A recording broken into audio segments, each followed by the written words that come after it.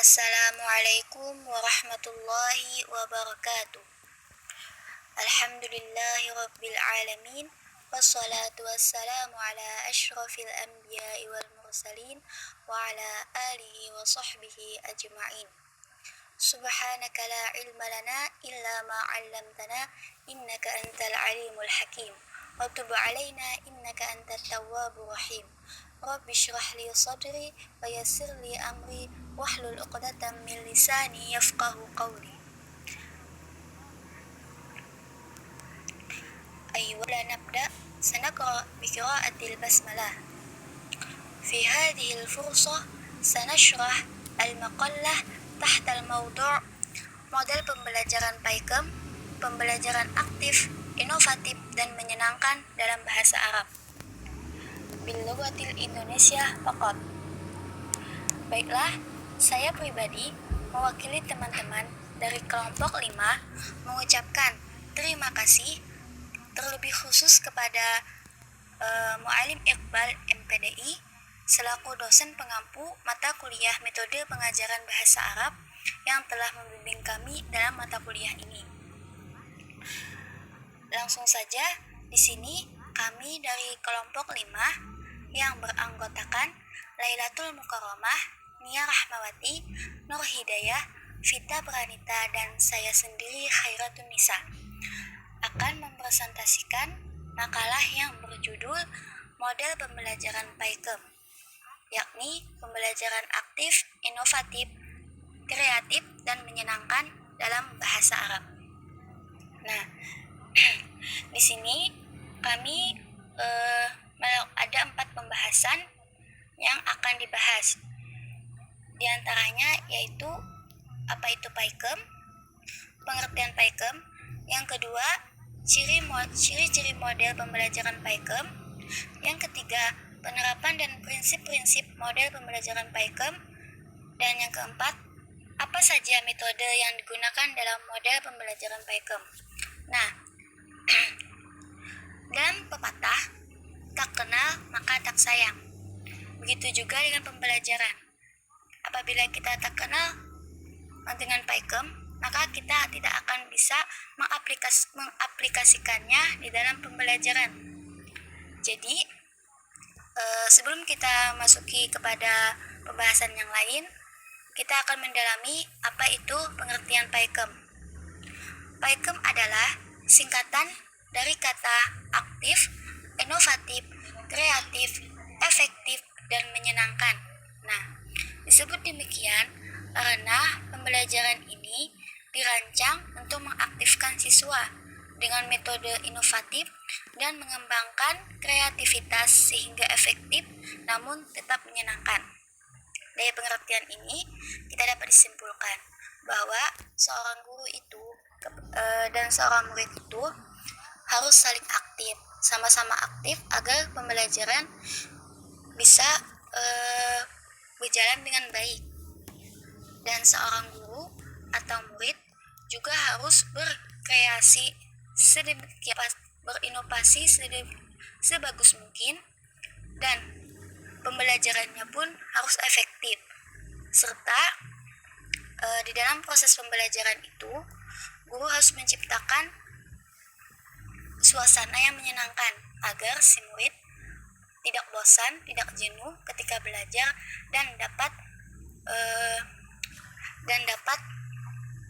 menangkap pelajaran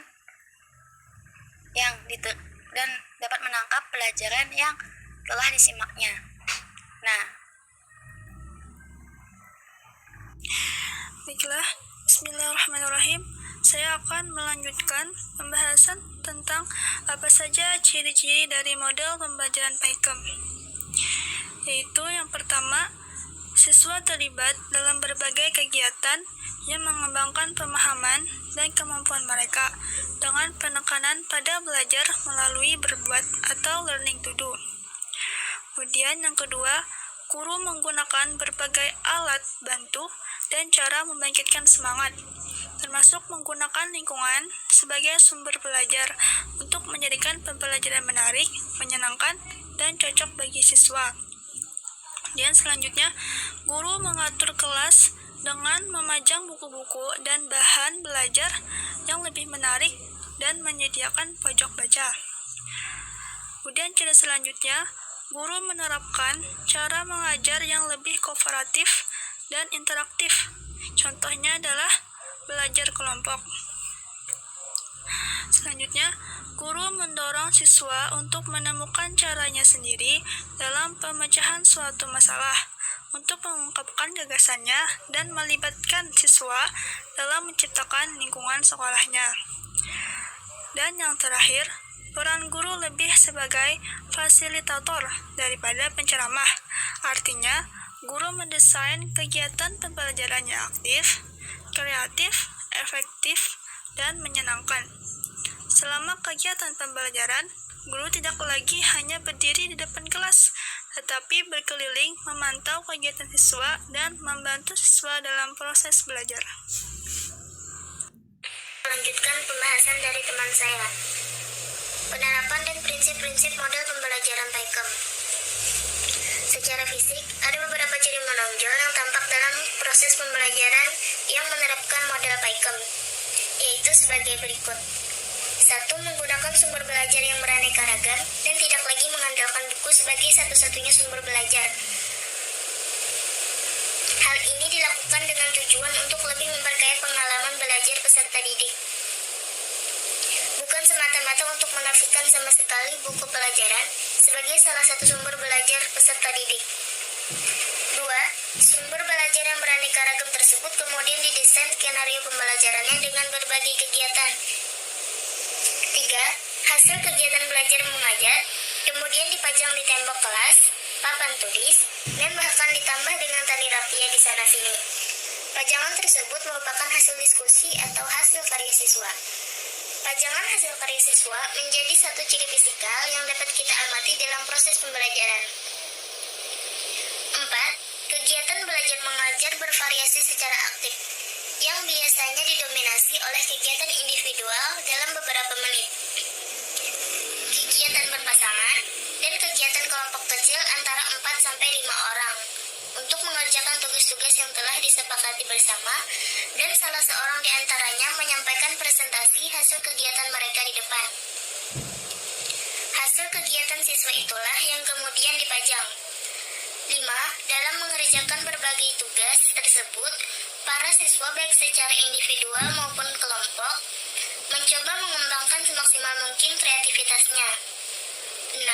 Dalam melaksanakan kegiatannya yang beraneka ragam itu, tampaklah antusiasme dan rasa senang siswa. 7. Pada akhir proses pembelajaran, semua siswa melakukan kegiatan dengan apa yang disebut sebagai refleksi, yakni menyampaikan kebanyakan secara tertulis, yakni menyampaikan kesan dan harapan mereka terhadap proses pembelajaran yang baru saja diikutinya. Baiklah, saya akan melanjutkan penjelasan berikutnya mengenai metode yang digunakan dalam model pembelajaran PAIKEM. Metode mengajar adalah cara yang dipergunakan oleh guru dalam mengadakan hubungan dengan siswa pada saat berlangsungnya pengajaran. Dengan metode ini diharapkan tumbuh berbagai kegiatan belajar siswa sehubungan dengan kegiatan mengajar guru. Dengan kata lain, terciptalah interaksi edukatif. Proses interaksi ini akan berjalan baik kalau siswa banyak yang aktif dibanding gurunya. Oleh karenanya, metode mengajar yang baik adalah metode yang dapat menumbuhkan kegiatan belajar siswa.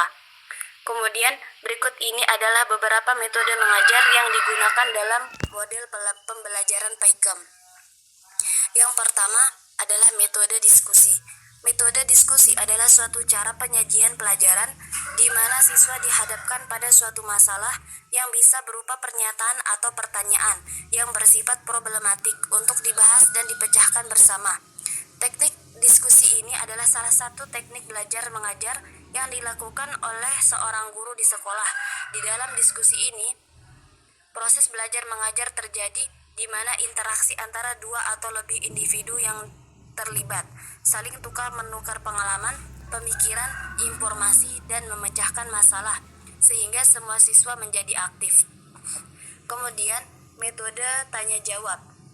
Metode tanya jawab adalah suatu cara mengajar di mana guru dan siswa aktif bersama. Guru bertanya, siswa mencari jawaban. Siswa mengemukakan ide baru, dan dengan ini guru bertujuan menanyakan. Metode tanya jawab dipergunakan sebagai ulangan pelajaran yang telah diberikan, sebagai selingan dan dalam pembicaraan, untuk merangsang anak didik agar perhatiannya tercurah kepada masalah yang sedang dibicarakan dan untuk mengarahkan proses berpikir. Kemudian, ada metode karya wisata. Metode karya wisata atau study tour adalah suatu cara menyajikan bahan pelajaran dengan membawa siswa langsung ke objek yang akan dipelajari yang terdapat di luar kelas. Kadang-kadang dalam proses belajar mengajar siswa perlu diajak keluar sekolah. Hal ini bukan sekedar rekreasi, tetapi untuk belajar atau memperdalam pelajarannya dengan melihat kenyataannya. Dengan menggunakan metode ini, siswa lebih banyak mengetahui secara langsung apa yang sedang dipelajari. Misalnya tentang peninggalan sejarah, siswa akan dapat melihat bukti-bukti nyata sejarah yang terjadi pada masa lampau. Begitu pula dengan topik-topik pelajaran lainnya. Kemudian, metode tugas dan resitasi. Metode resitasi atau penugasan adalah metode penyajian bahan pelajaran di mana guru memberikan tugas tertentu agar siswa melakukan kegiatan belajar. Metode ini diberikan karena dirasakan bahan pelajaran terlalu banyak, sementara waktu sedikit. Artinya banyaknya bahan yang tersedia dengan waktu yang kurang seimbang. Agar bahan pelajaran selesai sesuai dengan batas waktu yang ditentukan, maka metode inilah yang biasanya guru gunakan untuk mengatasinya. Kemudian metode sosiodrama. Unsur yang paling menonjol dalam bermain peran sosiodrama adalah unsur hubungan sosial.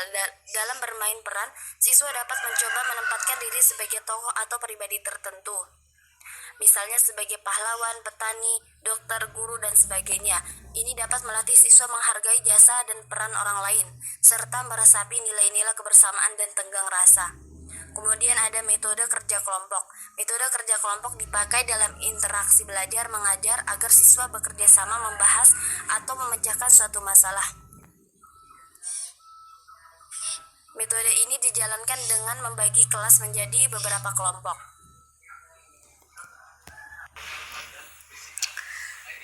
Baiklah, sesi terakhir yaitu sesi tanya jawab.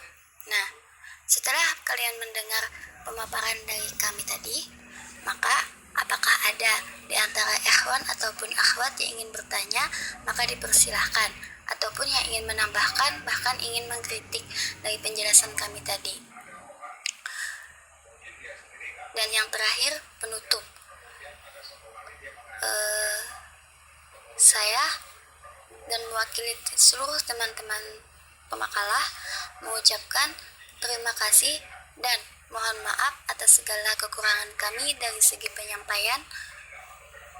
Akhirul kalam, Assalamualaikum warahmatullahi wabarakatuh. Baiklah.